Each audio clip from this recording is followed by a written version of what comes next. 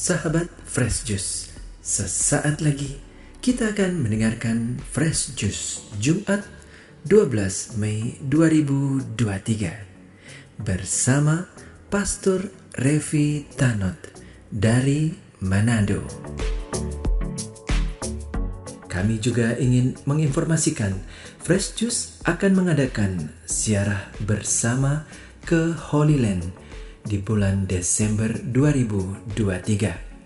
Sekaligus ulang tahun Fresh Juice yang ke-11 di Holy Land bersama Romo John Laba SDB dan Romo Vincent Widi MJL. Ziarah ini diselenggarakan oleh Holy Global Tour. Peserta terbatas untuk 80 orang saja. Untuk info lengkap bisa langsung WhatsApp ke nomor 0821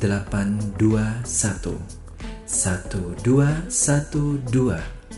2525 atau bisa bergabung di grup WhatsApp dengan klik bit.ly/FJ-Holyland 2023. Akhirnya, mari kita mendengarkan renungan hari ini.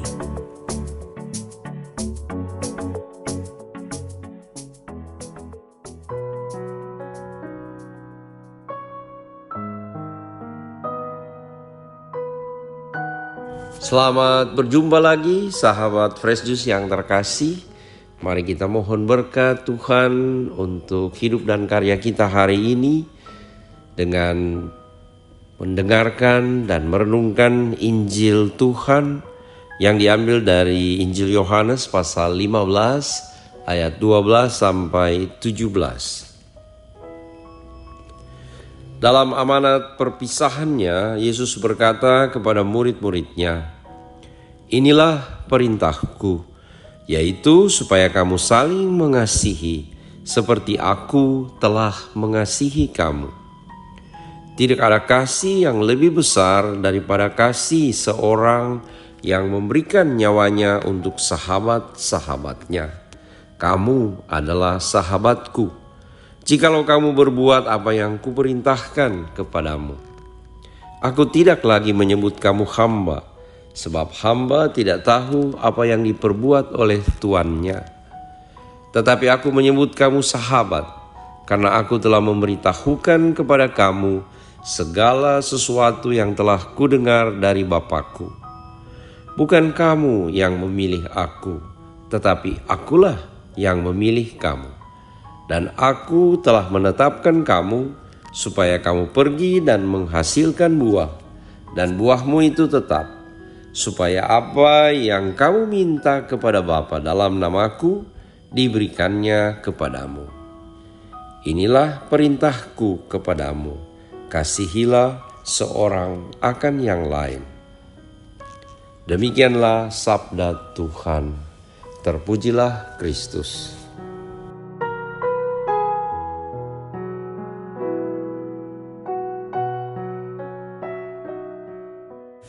Sahabat Fresh Juice yang terkasih, Injil yang baru kita dengarkan tadi diambil dari Injil Yohanes bab 15. Untuk memahami pesan-pesan Yesus dalam amanat perpisahannya yang ditulis oleh Yohanes dari bab 13 sampai bab 17, mari kita lihat konteks di mana Yesus menyampaikan firman-Nya, pesan-pesannya yang begitu indah ini. Kutipan yang kita dengarkan tadi biasanya dipakai untuk pesta perkawinan atau untuk misa perkawinan. Di situ dengan bagus Yesus katakan, "Hendaklah kamu saling mengasihi sama seperti aku telah mengasihi kamu." Kata-kata Yesus begitu indah, begitu menyentuh hati, dan sungguh-sungguh berkesan, terutama tentu saja bagi para murid-murid Yesus. Akan tetapi, tahukah kita konteks di mana Yesus menyampaikan pesan-pesan cinta ini? Amanat perpisahan ini disampaikan Yesus pada saat perjamuan malam terakhir. Ketika Yesus makan bersama, mengadakan Ekaristi bersama murid-muridnya untuk terakhir kalinya.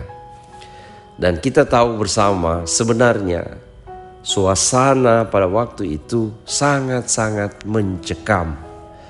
Dan kalau kita menjadi seperti Yesus, mungkin itu adalah saat yang sangat menyedihkan bagi Yesus. Karena dia makan bersama dengan orang yang akan mengkhianati dia, yaitu Yudas. Dan Yesus juga makan bersama-sama dengan Petrus yang akan menyangkal dia 3 kali. Dan murid-murid lain yang akan melarikan diri sesudah Yesus ditangkap. Yesus tahu persis apa yang akan terjadi sesudah perjamuan malam terakhir itu. Dan karena itu kita bisa bayangkan Yesus sebenarnya berada dalam suasana hati yang sangat-sangat tidak menyenangkan. Sesudah mereka makan bersama, mereka akan mengalami satu peristiwa yang sangat menyedihkan. Yesus akan ditangkap, kemudian diadili, dan akhirnya kita tahu dia akan disalibkan. Akan tetapi dalam suasana yang mencekam seperti itu, Yesus tetap menyampaikan pesan-pesan kasih-Nya untuk murid-muridnya. Yesus dalam mencintai tidak pernah terpengaruh oleh situasi, apalagi oleh mood. Karena bagi Yesus, cintanya bagi murid-muridnya adalah sebuah komitmen untuk memberikan segala-galanya, memberikan nyawanya untuk sahabat-sahabatnya. Karena itu dengan begitu indah Yesus mengatakan tiada kasih yang lebih besar daripada kasih seorang yang menyerahkan nyawanya untuk sahabat-sahabatnya. Apa yang dikatakan Yesus ini sungguh-sungguh diwujud nyatakan oleh Yesus. Karena itu Yesus mengajak kita semua dalam mencintai, kita mencintai seperti Yesus. Sahabat Fresh Juice yang terkasih, kalau kita melihat gambar hati Yesus yang Maha Kudus, apa bedanya lukisan hati Yesus yang Maha Kudus dengan lukisan hati pada umumnya? Kalau kita melihat lukisan hati pada umumnya, itu biasanya bentuknya hati dengan warna merah, begitu indah. Lalu seringkali untuk menyatakan cinta ditulis I, lalu hati, lalu kemudian you, I love you, aku mencintaimu. Akan tetapi kalau kita melihat lukisan hati Yesus yang Maha Kudus, hati Yesus selalu dimahkotai duri atau dilingkari oleh duri, dan selalu ada luka dan ada darah yang menetes dari hati Yesus yang Maha Kudus. Dan sekalipun hati Yesus dilukiskan, dilingkari dengan mahkota duri, akan tetapi selalu digambar di hati kudus Yesus ada salib dan api yang berkobar-kobar. Maksudnya adalah agar supaya kita melihat hati Yesus yang Maha Kudus adalah hati yang terluka, hati yang dilukai. Akan tetapi luka itu tidak membuat Yesus berhenti untuk mencintai. Dia tetap mencintai dengan kasih yang berkobar-kobar. Karena itu ada api di atas hati kudus Yesus. Bagaimana dengan hati kita? Hati kita memang kelihatan bagus dari luar, akan tetapi durinya ada di dalam. Karena itu hati manusia sering disebut sebagai hati kedondong. Mulus di luar, sementara durinya ada di dalam. Hati yang melukai, bukan hati yang dilukai. Sahabat Yesus yang terkasih, Yesus meminta kita untuk mencintai sama seperti Ia telah mencintai kita.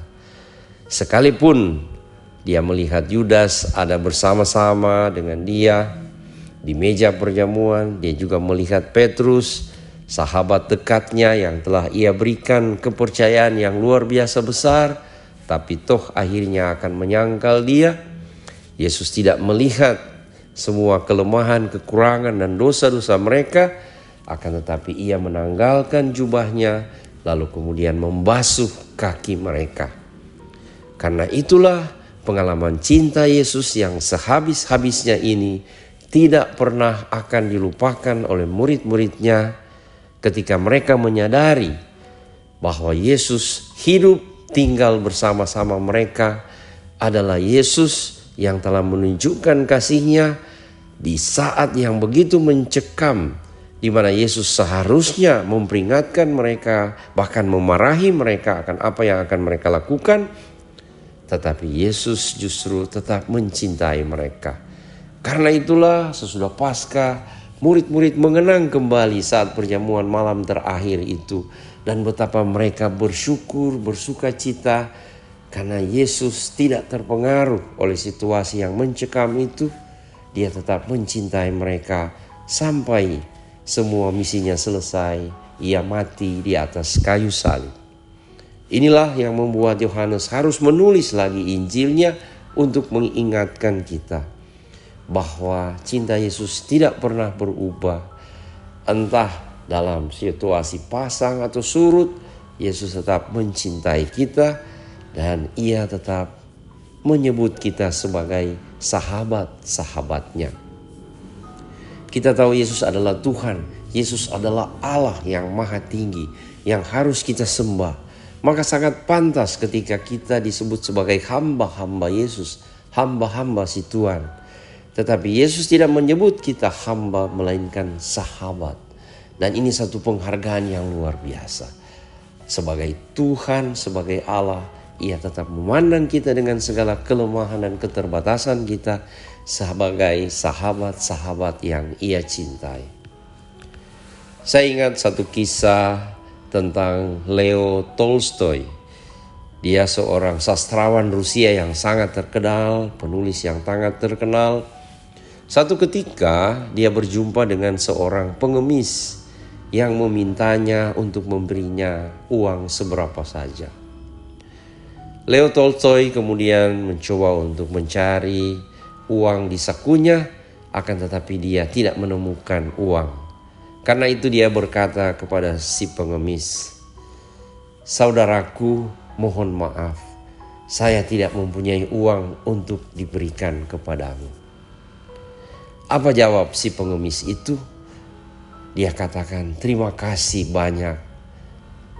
Engkau menyebut aku saudara. Itu lebih daripada uang yang aku perlukan. Aku sungguh-sungguh merasa bahwa aku punya sahabat, punya teman yang peduli dengan aku. Terima kasih telah menyebut aku sebagai saudaramu." Sahabat Fresh Juice yang terkasih, luar biasa cinta Yesus bagi kita, yang sekalipun kita telah melukai dia, mengkhianati dia, lari menjauh daripadanya, tetapi ia tetap menyebut kita sahabatnya. Dan Yesus katakan, "Bukan kamu yang memilih aku, melainkan akulah yang memilih kamu." Maka pilihan ada pada Yesus. Sehingga dengan demikian kita pun memutuskan untuk mencintai. Bukan lagi tergantung dari balasan orang-orang itu kepada kita. Bukan tergantung situasi hati kita. Akan tetapi karena mencintai adalah pilihan kita, sama dengan Yesus yang memilih untuk tetap mencintai kita dengan segala keterbatasan, dengan segala kekurangan kita. Terima kasih ya Yesus. Engkau sungguh mencintaiku lebih daripada aku sendiri mencintai diriku. Kuatkanlah kami semua untuk terus berjalan dengan penuh keyakinan teguh bahwa Engkau tetap mencintai kami. Dan itu sudah lebih dari cukup yang kami perlukan. Sahabat Fresh Juice yang terkasih, tetap semangat, mari melanjutkan seluruh aktivitas kita. Kita semua diberkati oleh Allah Tritunggal Maha Kudus, Bapa, Putra, dan Roh Kudus. Amin. Sahabat Fresh Juice, kita baru saja mendengarkan Fresh Juice Jumat 12 Mei 2023. Terima kasih kepada Pastor Revi Tanot untuk renungannya pada hari ini. Sampai berjumpa kembali dalam Fresh Juice edisi selanjutnya. Tetap semangat, jaga kesehatan, dan salam Fresh Juice.